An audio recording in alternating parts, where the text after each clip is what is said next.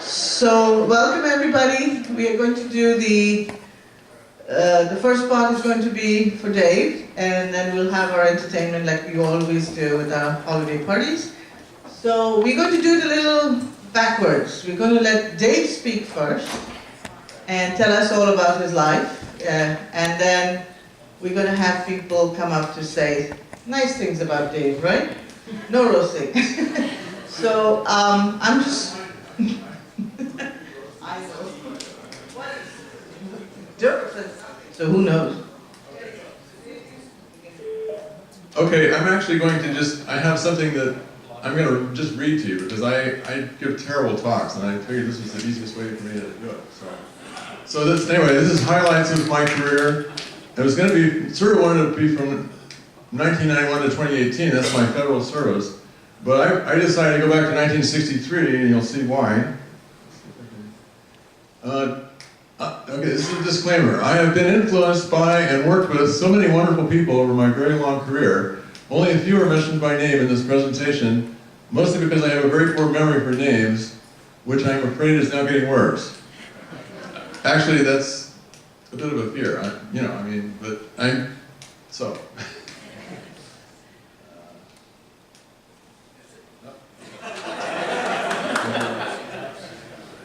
Okay, so this is a chronology early on. So in June of 1963, I graduated from Walter Johnson Senior High School in Bethesda, Maryland. My son Kevin is now a math teacher and varsity basketball coach at Walter Johnson. From September 1963 to June 1967, I was at the University of California.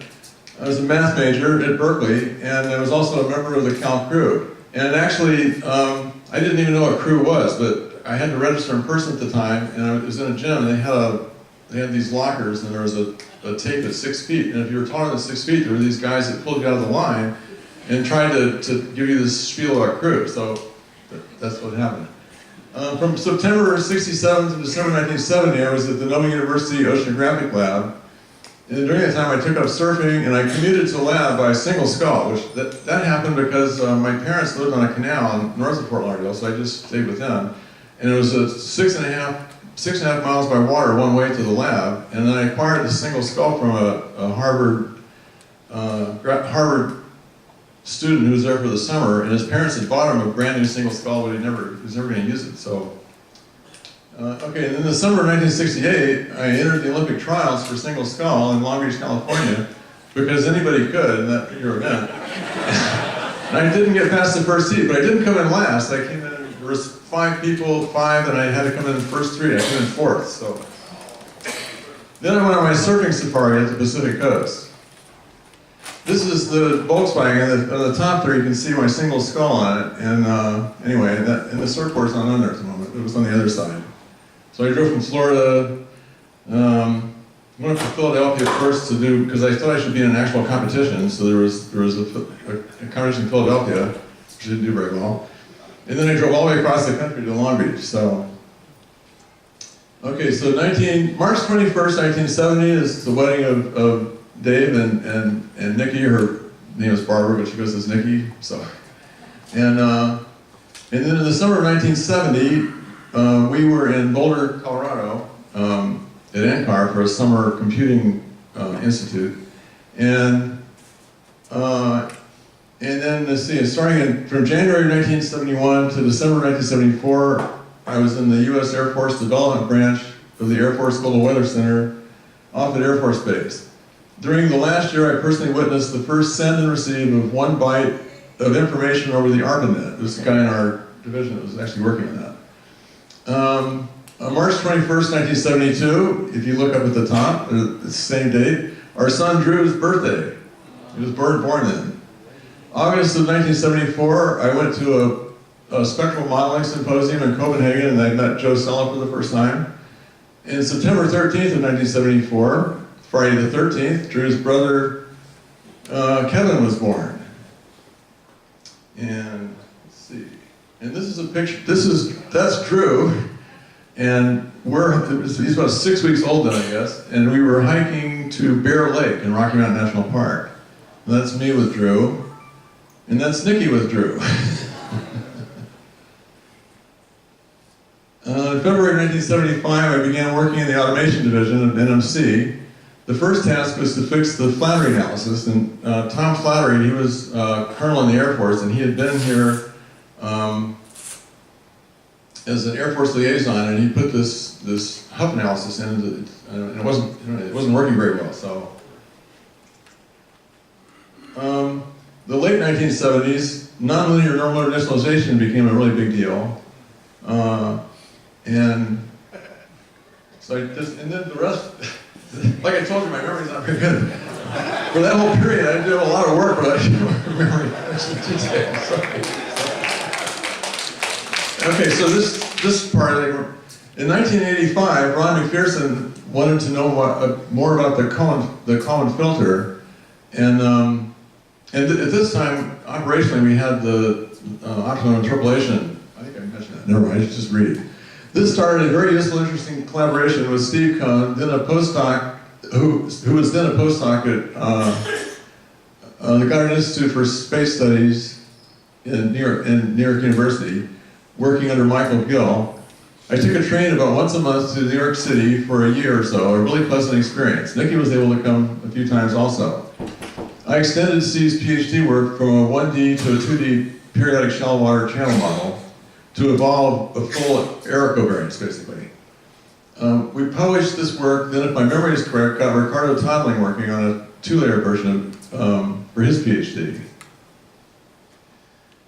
Also around 1985, I think, I don't know exactly when, the world-famous Lev Gandin was spirited out of the Soviet Union, if I remember correctly, by John Habermehl and Ron McPherson. This was followed by a wave of Russians, and then also a group from around Yugoslavia. This included one of the giants of our profession, Slavoj Janich. Also, sometime in this period, Andrew Lawrence was here for an extended and very productive stay. In 1986, Norman Phillips was the principal scientist in the development branch. I had several interesting conversations with him. Our operational DA system at the time was based on an optimum interpolation code that was implemented several years earlier by Ken Bergman. Norm was skeptical of OI. In an attempt to understand this better, he started by looking at model error for a spectral representation of a one-dimensional periodic approximation shallow water model. One day he was showing these results to me and how he could get a coupling between height and wind that gave cross correlations similar to OI, but globally consistent. It then occurred to me that this could be extended to using Huff functions for shallow water equations on the sphere. This is something of a reincarnation of the Huff analysis, but with a more proper consideration of model and observation error. 1987-89, I gave the same presentation on use of the Huff functions as a basis for objective analysis on the globe, many times at various meetings. Not being the best communicator, I couldn't explain this idea in a way that people could understand. Finally, at a workshop in Virginia, somewhere in 1988 or 89, I think, I was getting the usual blank stares, and so suddenly Olivier Talleyrand jumped up and yelled, "I understand!"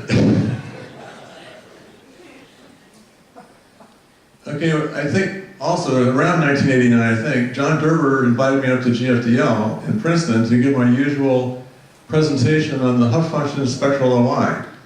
Once again, mostly blank stares greeted my talk. However, John had already completed a similar project with Tony Rosati, but for an ocean model. This was the beginning of a very productive collaboration. John soon came to NMC, and we worked together to create the Spectral Statistical Interpolation, or the SSI, program. However, I have to emphasize that John had skills I did not have, and he was the primary driver to get the SSI into operations. So from 1990 to 91, our forecast was now beating the European Center, according to Eugenia, at least, who told me this while visiting the hospital where I was laid up for more than a week. A delegation came over and picked our brains trying to understand what we had created. Then in 1995, John spent a year at ECMWF and got a version of SSI working there. Then they moved back to first place in the world and have been there ever since. Thanks, John. 1992 to 2000, I did a lot of work on recursive filters with Jim Purser, and later with the addition of Manuel Pondeca. Manuel Is Manuel here? Oh, good. You may have to correct me on this. I'm not sure. Oh, yes, she was. That's true. Yes, you were. I forgot. I'm sorry. But Manuel took a vacation back to his hometown, but then was not able to return to the U.S. We were able to set up a system where he could telework for a couple of years until he was able to return. Is that about right? Yeah, it was 18 months. 18 months, okay. But that was very upsetting. So we were glad that we could get him back. So.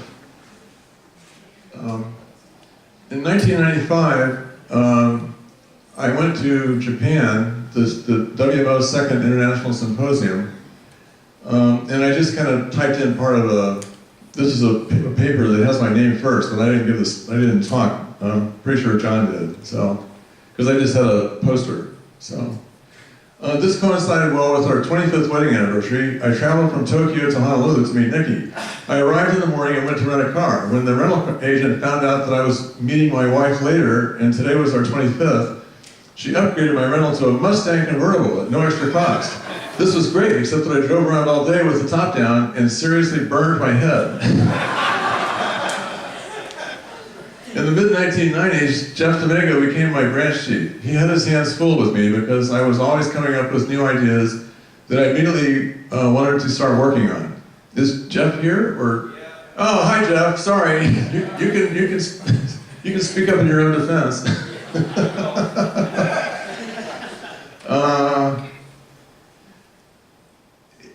He had his hands full of me because I was always coming up with new ideas that I immediately wanted to start working on.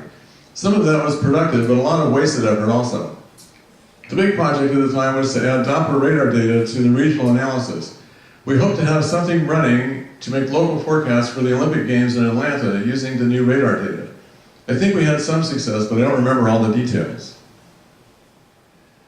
From 2000 to 2006, Wanshu Wu adapted Jim Purser's recursive filter to create a new grid point statistical analysis, the GSI. In spite of heroic effort, the GSI remained inferior to the SSI. In 2006, while on a vacation with Nikki's extended family on a lake in Georgia, I had a big idea, and so it was not very good company. I kept disappearing into a back room to do a lot of mathematical derivation. When I got back, I worked with Daryl Kleiss to install a sophisticated balance method that allowed the GSI to finally beat the SSI. This is now our operational analysis system. The Canadians did a similar thing with their model, and independent publications appeared around the same time. I realized later that this was a big mistake, because if the same code was added to the operational SSI, it likely would have still produced a better result. And that's something that one of my weaknesses is that I like to just jump into new things, and I'm not very good at considering all the ramifications or details. And I really, this is something I really regret, but it's what it is, so. On June 26, 2012, I was president of Purdue University as a committee member for Jacob Carley's PhD defense. Mike Baldwin, formerly of EMC, was the chair of the meteorology department. I had never done this before. Mike was relentless with really tough questions for Jacob, things I never thought to bring up. It made me realize that I am not well equipped for critical thinking. Now Jacob is an incredibly productive member of EMC, as all of you are aware, and also an excellent collaborator and leader. From 2013 to 2017, I continued as part of the DA team under the most excellent leadership by John Derber. And in 2018, John retires. I am selected to be acting MDAB-DA group lead because it was apparently decided correctly that I would do the least damage to the group. Not having ever managed before, this was a heavy lift. I now have great respect for the managers. It is much more challenging than writing computer programs. In November 2018, Russ Treaton takes over as the next MDAB-DA manager. I can see already that he is an improvement over me. I want to thank all of you here and those who were not able to attend. It has been a great honor to work alongside all of you here and others from around the world.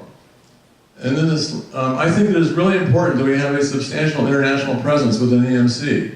This has grown and been nourished under the excellent leadership of all the directors of the former development branch and now EMC. I sincerely hope that this can be continued into the future.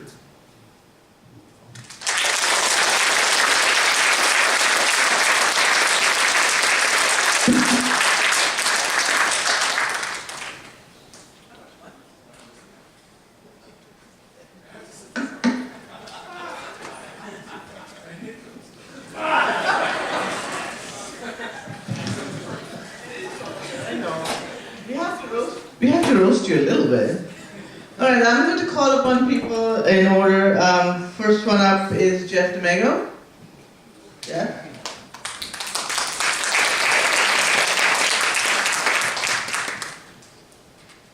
Walter, I guess we'll put Jeff. No, Walter has.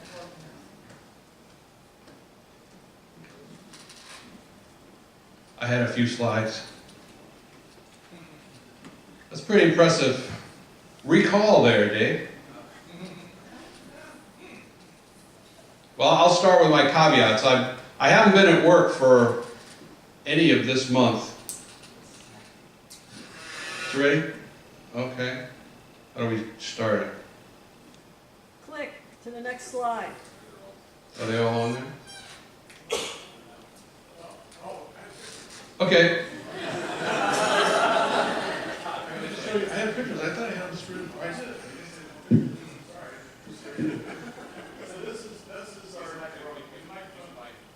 did. That's our granddaughter Addison, and that's my son Kevin, and this is his wife Keisha, who is a veterinarian.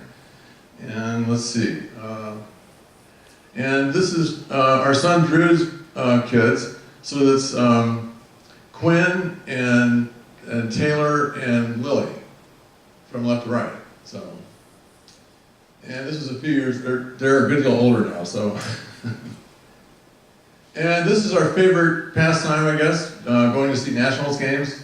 So, and this is us on our kayak on the river that we live on. And let's see, that's our little dog there. He's the most wonderful dog. He's a rescue dog we had for a couple of years. So that, sorry, I forgot that. Click it one more time. There we go. Don't click it again. Which one do I click? The right one? Okay, thanks. Okay, so the caveats. I haven't been here, so I don't have access to my unlimited archive of material, which would go back at least to when Dave joined the mesoscale branch. So this is based on my limited memory as well, and almost without access to my usual reference for it. And you can see that this is a special occasion. How many of you have seen me in a tie before? Less than a dozen. Less than a dozen. And I'll paraphrase the most interesting man in the world from the old Dos Equis ads. I don't often wear a tie, but when I do, I prefer Captain America. Okay, so Dave, there you go, okay. You have to, and your blue backgrounds are very good. Okay, so Dave is retiring, finally. Right, Nikki? But there's a problem. Besides the fact that I didn't have access to any material, Dave is unroastable. He's a damn saint. Oh, sorry, I'm going to go to hell anyway, so it doesn't really matter. So I understand that Lutherans don't have beatification or canonization, but still he's a saint to me. He was a great, excellent, even though he said he gave me grief when he was in the branch, I rarely had issues with him. He was a self-starter, and every once in a while I had to redirect him, and every once in a while he'd have a tangent going this way or that way, but that's okay. We can bring him back. So again, I don't have a lot of material. Let me see what I've got next. Okay, so in order to become a saint, you need to prove two miracles. One of these you've already heard about. This one is really for me. As some of you know, you have to go to Silver Spring security office to get your CAC, and you have to be accompanied by a Fed. How many of you have done that? Dave, whenever I needed someone, how many of you were taken to Silver Spring by Dave by any chance? Okay, Ben. Only Ben? Come on, there must be more than that. I know Ting and others. Anyway, you used to do that, and for me, going to Silver Spring was hellish. I don't know what it was about Silver Spring, but my God, it would take a year off my life every time I had to go there. So I owe you many years of life. Of course, it'll be at the end when I'm a doddering old, something or other, but anyway, then I'll curse you probably. Okay, so I am forever grateful, at least at the moment. So miracle number 2, Dave already alluded to this. Back in '95, when his variational scheme had displaced the OI, which I had worked my entire career on, but I'm not bitter.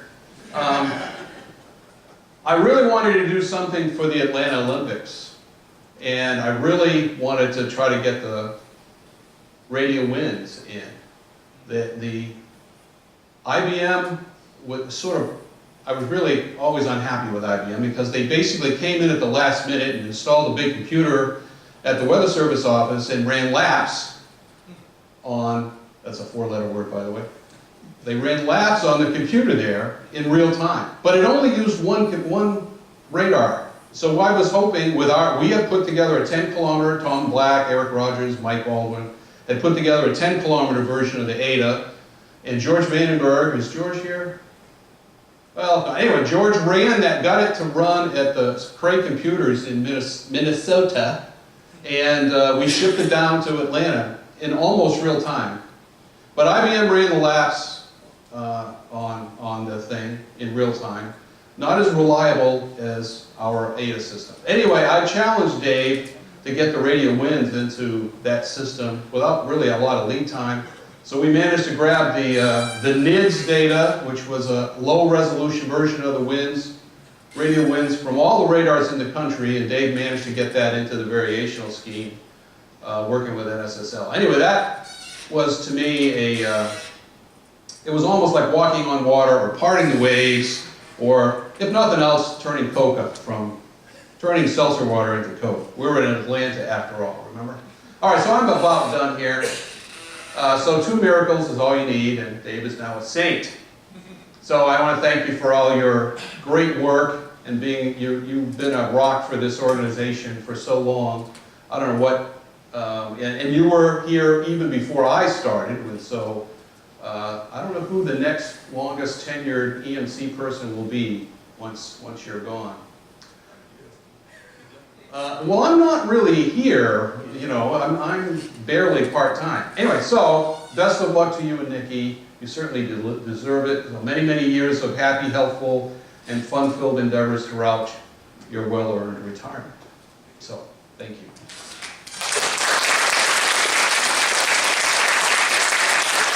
So I'm also going to read this note from John, who may be on the phone. John, are you on the phone? Well, he won't admit it if he is, I guess. Anyway, so I'm very sorry I'm not able to attend this important event. I believe Dave is the longest surviving member of EMC. Nikki, sorry that's misspelled, I guess, was finally able to convince him to retire. First met Dave at an AMS meeting in Baltimore about 30 years ago.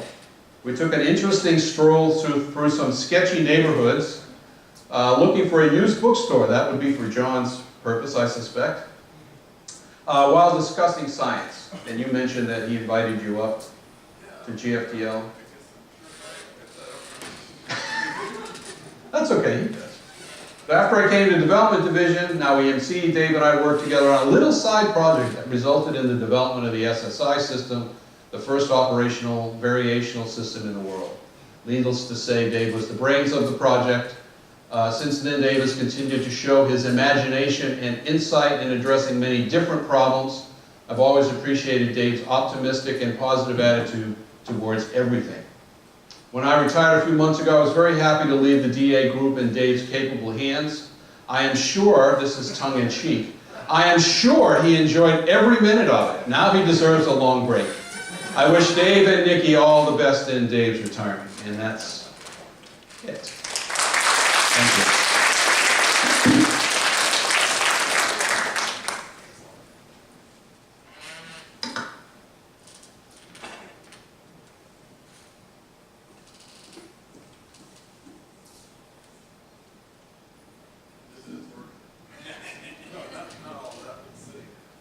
Is the chair uncomfortable? Our next speaker is going to be Eugenia.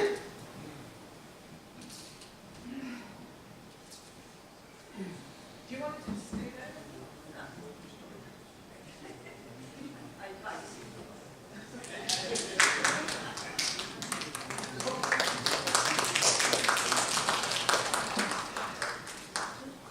Well, it's great to be here, but I am not happy that I am following the two best talks before, so I'm not going to be a match. But I would like to say that being at EMC is again at NSEP is great, and being with Dave is also great. And that was the feeling I had when I came to NSEP for the first time, at NMC at that time. And he was a genius, obviously, and he had a depth of understanding that was awesome, and he's a saint also, as it has been pointed out several times. I was so delighted that he had done all the thinking about how to develop the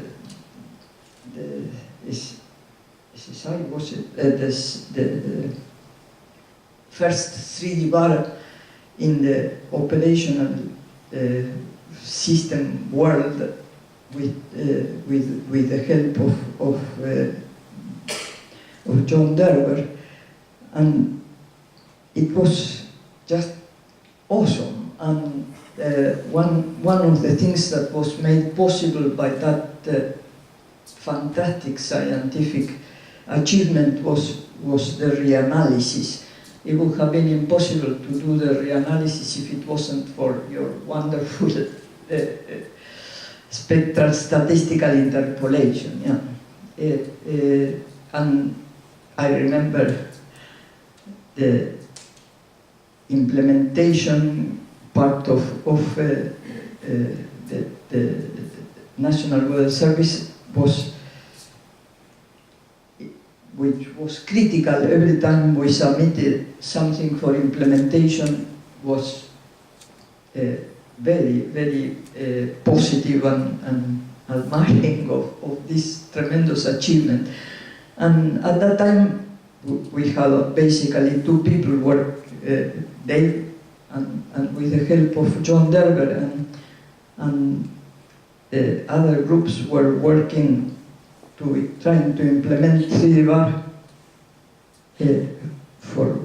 with much more scientists and for much longer, but we were the first, as you said, and that clearly improved the forecast enormously. And so I went to Dave and insisted that he write the paper a little bit faster than he was doing to the famous Parrish and Derber paper, and he said, well, he had many things to do, and I said to him, I cannot promote you if you don't write the paper. And he said, you don't have to promote me. Which is just so amazingly special for I did promote him, and that was the most deserved promotion I've ever done. And yeah, so I have a tremendous admiration and love, so to speak, for Dave, for all the his ideas and his support and his understanding of my own ideas. When I presented ideas, they would understand it immediately. So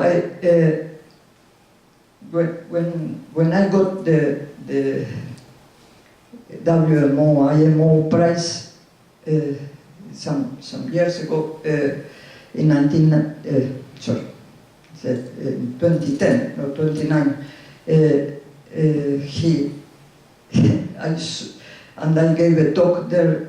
I saw him in the public that was there, and I said that I didn't know why I had gotten the prize when there were people in this audience that deserved it more. So I want to say that you gave me a lot of happiness while I was director of EMC. Thank you very much.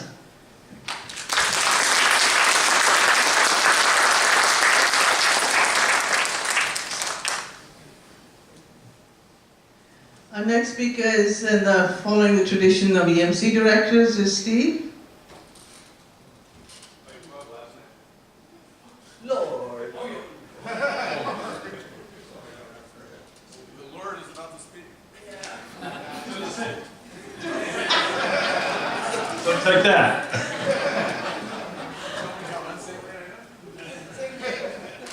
Well, I'll lord it over. As a number of speakers gets longer and longer, several things happen. First of all, people who preceded me said almost all the things that I want to do, so these notes aren't going to do much good. Secondly, you want to be a lot briefer, right? Because things go on, and there's somebody nodding their head. Okay. So, yes, all of those things that were said were true. But I think I had to write down a phrase that describes Dave best and short. And that's young at heart. Dave is always young at heart. He has incredible enthusiasm. It's just boundless. He's done so many things in his life. He's been innovative with the Huff analysis, with the SSI, with numbers of other projects. He's been open to discussing his work with people in a professional way. You know, I took a particular interest in data assimilation when I was a director, so I go to Dave every once in a while and say, well, you know, what about this and this? He says, and he listened very seriously. He said, yeah, but I coded that up 6 months ago and it didn't work. And that was the end of that, okay? But he was very kind, you know, and very understanding. And he always put a great deal of thought into his work. He'll never say that, but he did. Okay? And it wasn't really a random walk. These are ideas connected in time and space by a very imaginative brain. So we have to give lots of credit for that. And I learned just recently, in the last several minutes, that I was going to say he was smart enough never to get into management. But he was smarter to leave. So congratulations. And you're not going to sit still and do nothing in your retirement. Are you going to tell people what you're going to do? Construction projects. Construction projects, auto repair, things that I like to do that I don't have time to do, so. Anyway, thank you for great years of service in being an example of a great scientist in a great institution. Thanks. Also to travel with Nikki and to see the rest of our friends and family, and so obviously that comes first. Yeah, the last shall be first.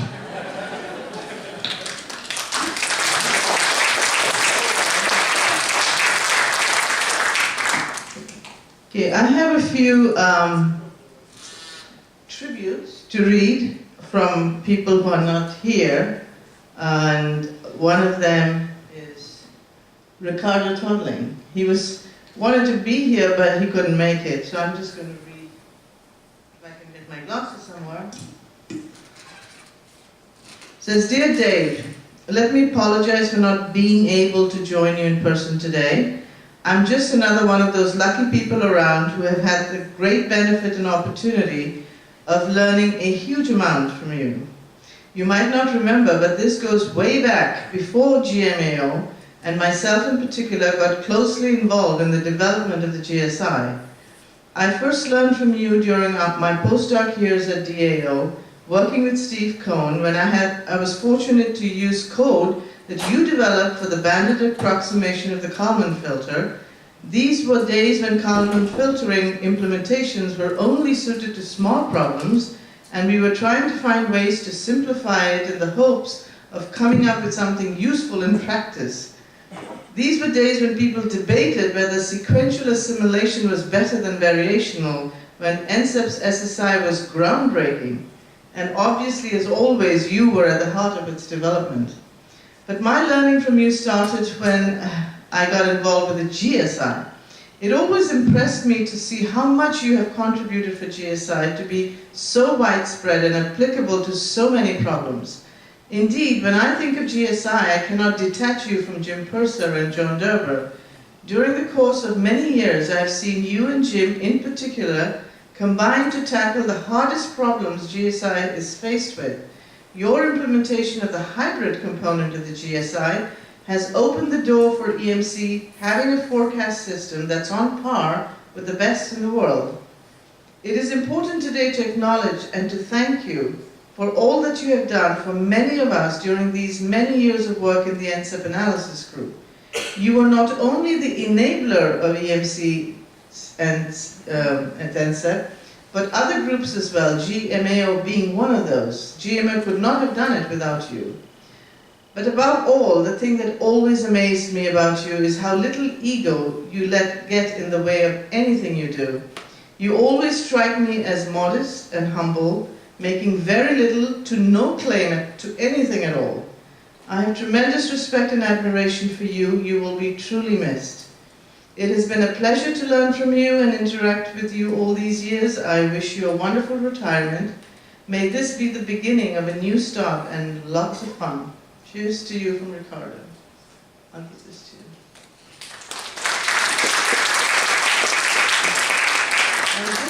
This one's from Jeff Anderson at NCOR. He says, it's hard to believe it's been a decade since I had the pleasure of working with Dave. Our collaboration was one of the most enjoyable of my career. Dave not only brought deep knowledge and insight about NCEP models and data simulation to our project, but unbridled enthusiasm and endless energy. Although that project had an untimely demise, it led directly to the subsequent implementation of ensemble and hybrid data assimilation capabilities at NCEP. None of it would have happened without Dave's hard work and dedication. The only downside of collaborating with him was that it was always far more fun to give Dave a call and chat about the next steps than to work on less interesting tasks of other projects. Dave, thanks for the good times, the energy, and the excellent ideas. Hope you have a great retirement. Jeff. I have a little thing from Kayo, but I don't know where I kept it. She couldn't come, but she did just say a few words, so I'm just going to see if I can find it on my phone, and here it is. She says, Dave is such a uniquely remarkable and remarkably nice person. It will be a good, big loss to the community at large in many ways. I will personally miss him greatly, and please wish him a happy retirement. This was from Kayo. And now we'll go back to a few speakers left. That's one of them is Dennis Kaiser. Is Dennis here? Yeah, I'm here. Yes.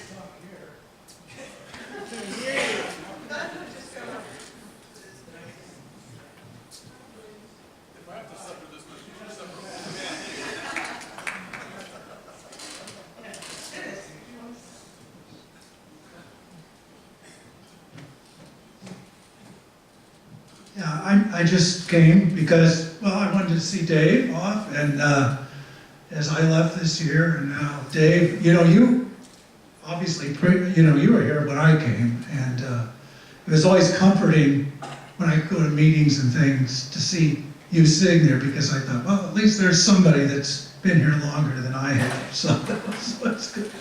But, I mean, over the years, us being observations, sort of started with just me as the group, and our group grew, but we interacted a lot with you and the DA people, And I know we gave you a few headaches with some of the buffer formats and things, you know, the way that the data came in. You were always very good at figuring out ways to speed up the processing, make it more efficient, reading the buffer data, and that saved us a lot of problems because then we didn't have to worry about doing it upstream. You took care of the hard part. So for that, I think we always will appreciate your hard work there. And throughout my time here, I always thought, you're one of the smartest people I've ever encountered. I think, you know, most of the time when you would talk to me, I didn't even know what you were talking about. But wow, no, but you know, even though you were such a great scientist and smart man, I think the most important thing was you were a good guy. And I thought, wow, this guy is really brilliant, but yet he's a regular guy. He's a nice guy. And so I just thank you for all the time and remember we used to go to the pool, was Padgett's Corner? Was that the pool over there? Yeah, Steve, yeah. And I commuted, we carpooled over there a few times, so those were always good times.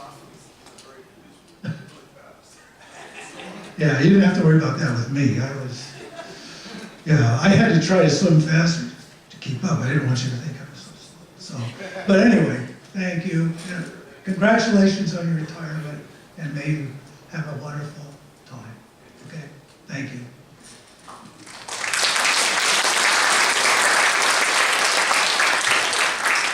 One of the people that has worked very closely with Dave is Jim Purser.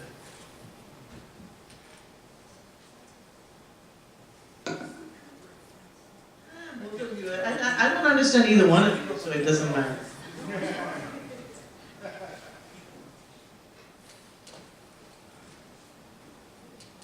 Does this work? Well, I think I must have met Dave for the first time in the very early 1980s when I came.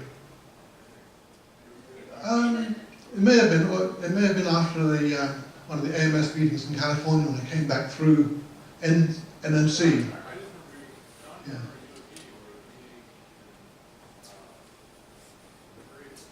Yeah, we had several meetings in Oklahoma organized by Yoshi Sasaki and I think Kelvin Drogemeyer probably, I think Kerry Manuel organized one, and Stieg Alchen.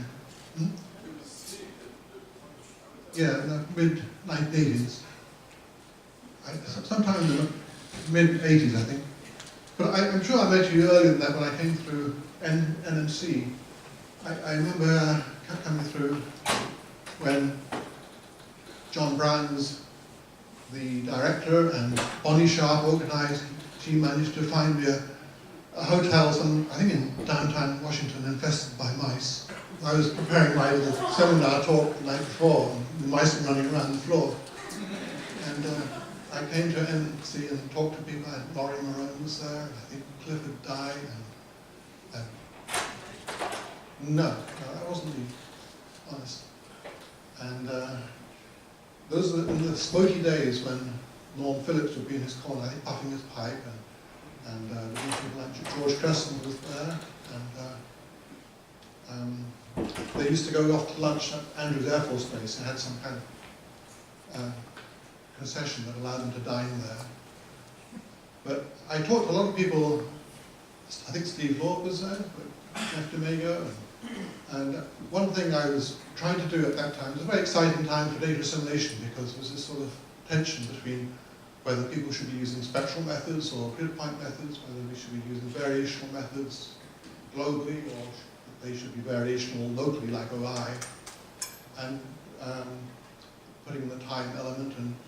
And I remember I was trying to emphasize the local aspects of data assimilation, grid point methods rather than spectral. But when I came to talk to Dave, of course Dave was one of the sharpest people that you could meet. He'd always be a step ahead of you when you tried to explain something. He'd understand right away. I didn't realize at the time that he was already an expert in spectral methods from his work with Flattery and the Hopf function work.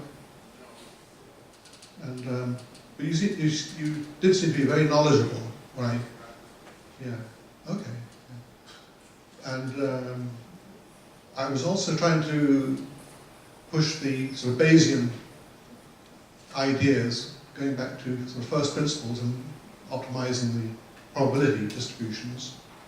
And I think Dave was one of the people who immediately grasped what I was talking about, which was very refreshing when I try to explain things like this and nobody really understands, and then I suddenly find he understands right away. He's amazingly sharp and a very pleasant person to work with. And after about a decade, I myself came at the invitation of John Dover and Eugenia, I guess, to work at EMC as it was still then.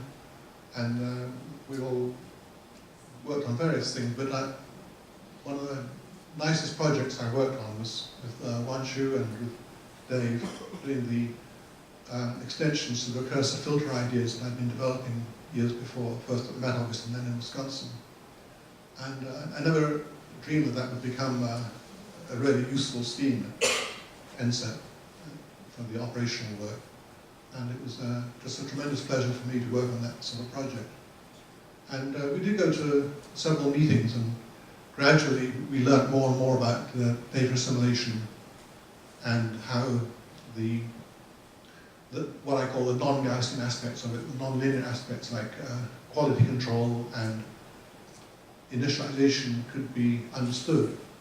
And we were always struggling with the idea, can we get all of these non-linear, non-Gaussian effects into one coherent scheme? And so I think we made steps in that direction. And Dave has been very instrumental in putting in all the balance with Darryl to make as you say, to make the GSI a viable proposition. And so that was very great work and that you did there. It was just a great pleasure to be able to bounce off ideas off Dave. He has such a penetrating insight and understanding of the science. So he's already a step ahead of you when you talk to him. And he has a sort of formidable, fearless nature about getting into really deep coding and doing all the complicated parallelization of things, which must have required quite a learning process, I think, for anybody. And I think that the only time we ever had any kind of serious argument was on the road trip back from a conference in Virginia Beach, when we were arguing about whether we should stop for Wendy's for their spicy chicken combo or Burger King for their hamburgers. Yeah. So I just want to thank Dave for just being a wonderful person to work with and to exchange ideas with over the years. So I hope you have a very happy retirement and a very happy and long time. Thank you, Dave.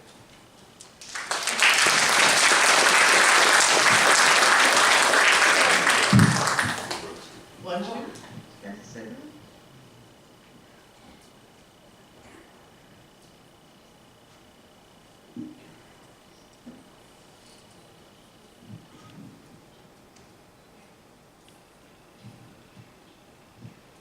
Dave is the ultimate scientist. He enjoys the work, and he usually takes on the most difficult, most complicated tasks. And not only that, he completed faster than any one of us can. He doesn't chase after the credit. He let his work speak for him. And I benefit greatly from his ability to translate the complicated math equations into plain words. Thank you. Dave, it was really a joy being your colleague for 23 years. Thank you, and best wishes for you and Mickey on your retirement.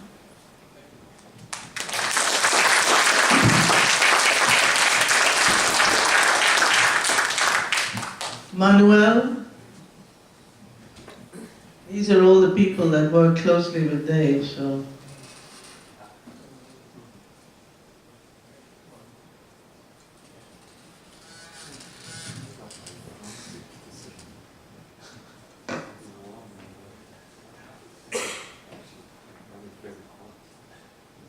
I joined EMC in 2001, and the first person I worked with was Dave Parrish. So it was like my mentor to me. He introduced me to the Apple 3D bar system. I had heard of Dave Parrish before. I read the Parrish Derper paper, and I was, of course, impressed. But I realized very quickly that David was a genius. I mean, he had tremendous scientific insight, and his math skills are really very good. So, even NPI programming, I had never done any NPI programming before. The first steps of NPI programming actually learned from Dave. But Dave is also, I mean, he's a saint, as people have already mentioned. And there was a time when I was stuck. I went home, I went to my country, Mozambique, to what was supposed to be a 3-week trip, which became a nightmare because I was there stuck for 18 months. And as Dave mentioned, we were able to establish a small project which consisted of adding a 2D bar component to the other model. And I was able to work with Dave from home, and that really made me feel that I was part of the team, even though I was away. But I remember meeting this person called Sayed Rizvi at a conference, and when I mentioned to him that I was working with Dave, he said, wow, Dave is a wonderful person. I even lived with his family. I worked at NSF for some time, and I had trouble getting accommodation of my own, and I lived with his family. It's wonderful. I met Jeff Anderson at another conference. When I mentioned to him that I worked with Dave Parrish, he said, whoa, Dave, whoa, this is a tremendous scientist. But on a personal level, he is the best person. He's a human being. I mean, he's a saint, no doubt. Okay, so then I came back from Mozambique in 2004, and the buzz was about this GSI thing, right? The GSI had just been developed by one Shu and other people, and there was this new kid on the block, there were class of course, right? So, and I was tasked with developing the RTMA, Jeff's fault there. So, and of course, we didn't turn to Dave Parrish, and my colleagues, the ones that work on the RTMA, they know that the initial version of the anisotropic filter for the RTMA was actually put in by Dave.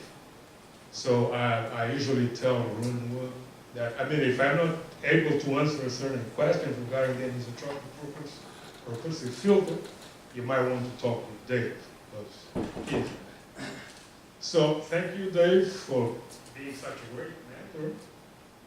Thank you very much for the great discussions, and I wish you a very happy retirement, a well-deserved one. Thank you.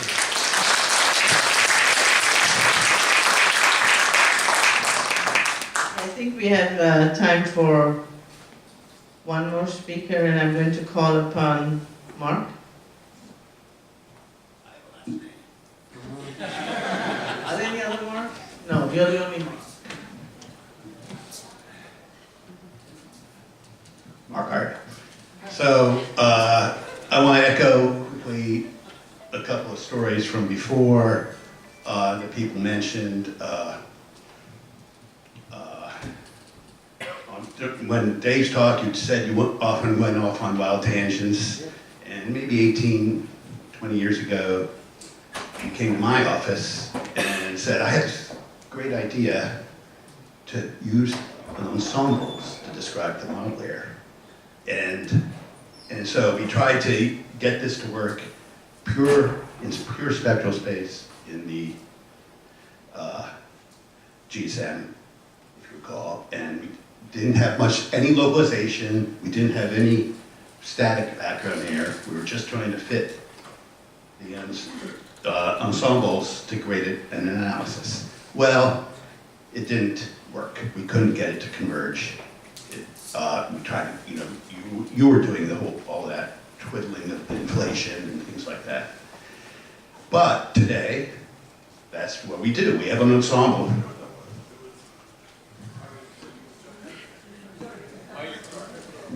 I was working with Jeff Anderson then. That's about that time frame. Because he was just starting it up and I got really interested in it, so I went off on a tangent like I always do, and I created this whole thing. I remember that.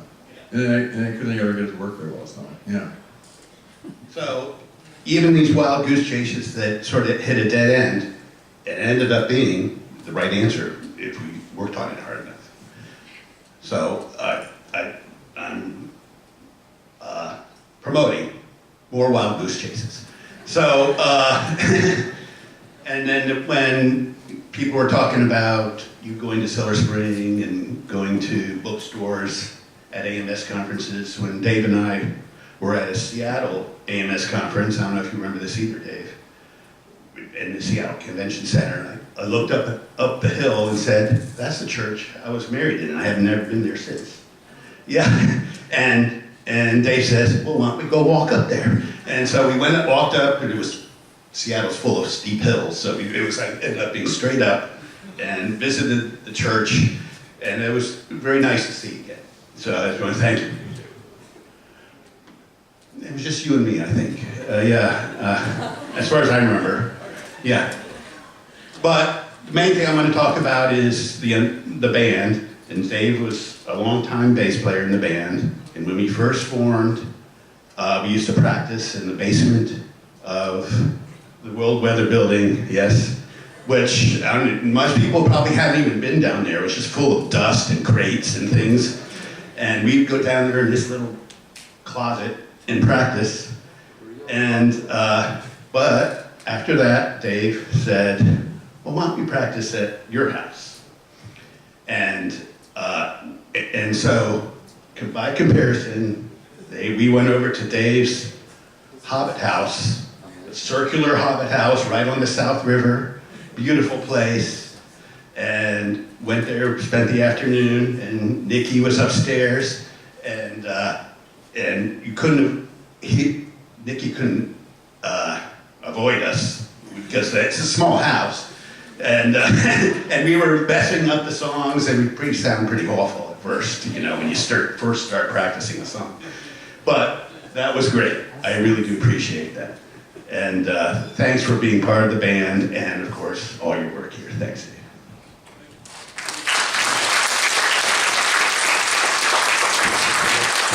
Okay, you're excused now. Okay, I'm going to have